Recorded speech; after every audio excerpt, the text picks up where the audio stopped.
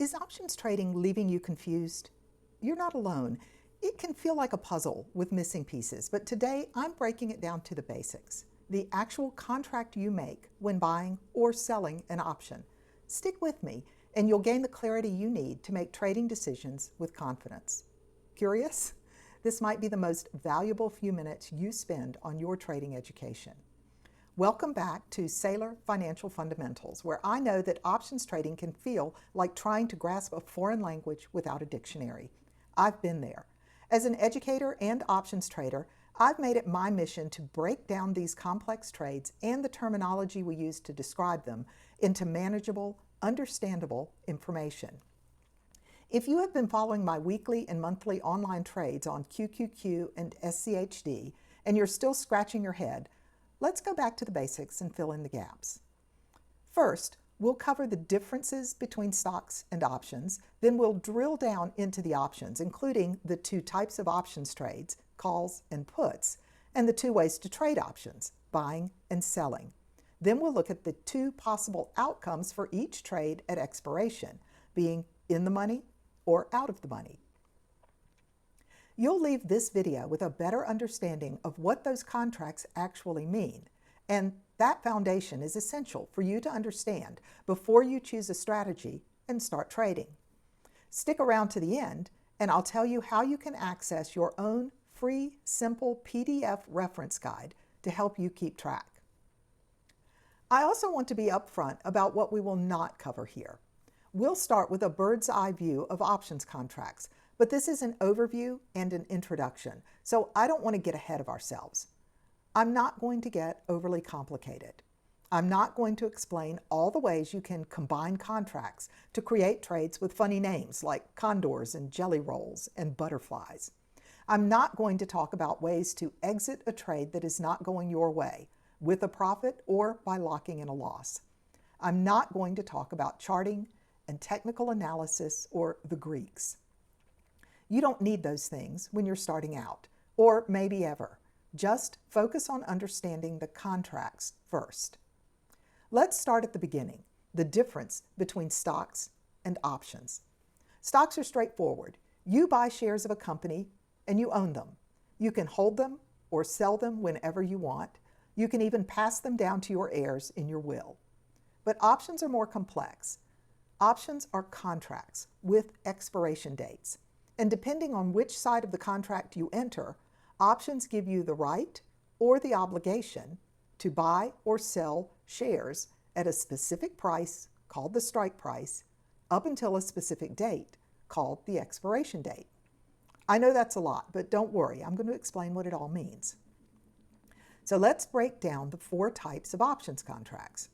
If you sell a put, you get paid up front, and you may have to buy 100 shares of the underlying stock at the strike price. If you sell a call, again, you get paid up front, and you may have to sell 100 shares of the underlying stock at the strike price. If you buy a put, you pay up front for the right to force someone else to buy 100 shares of the underlying position from you at the strike price. And if you buy a call, you pay up front for the right to force someone to sell you 100 shares of the underlying position at the strike price. Each of these trades has two possible outcomes. The contract may go in the money or be out of the money during the contract term. Whether it is in or out of the money as you approach expiration day matters most to the outcome of the contract. So let's talk about what it means for an option to be in the money or out of the money, and what it means for the outcome of the trade. Remember, the buyer of the option paid for the right to force the exchange of shares at the strike price. We call that buyer the option holder. When an option is in the money, it means that exercising that right to force the exchange would be profitable for the option holder. The option is valuable because it gives the holder a better deal on the stock than what's currently available on the open market. A call option is in the money if the stock price is higher than the strike price. This means the holder of the call could buy the stock for less than it's currently worth. A put option is in the money if the strike price is lower than the share price. This means the holder of the put could sell the stock for more than the stock is currently worth. This part may be obvious, but I'll say it anyway. An option that is not in the money is out of the money. Out of the money contracts expire worthless. No stock changes hands because there's no reason for the holder of the option to force the trade when they can just get a better deal on the open market. Anyone who works with me knows that I teach novice options traders to sell, not buy options. For a fuller explanation of why that is, you can check out my Options Insight video, Why You're Losing Money While I'm Profiting. And to truly trade safely, I advise beginners to only sell puts on stocks or ETFs you can afford and which you want to buy, or are at least willing to add to your portfolio. And only sell calls if you already have 100 shares in your account and you will profit if you're forced to sell them at the strike price. But no matter how you trade, I just want you to understand the terms of the contract you're entering into. Some people buy and sell calls and puts without really understanding what they're doing or even thinking about the underlying shares, but that's a mistake. Options are directly tied to the underlying shares. The contracts are all about the potential sale of those shares, so the shares and the option contract work together to determine your profit or loss.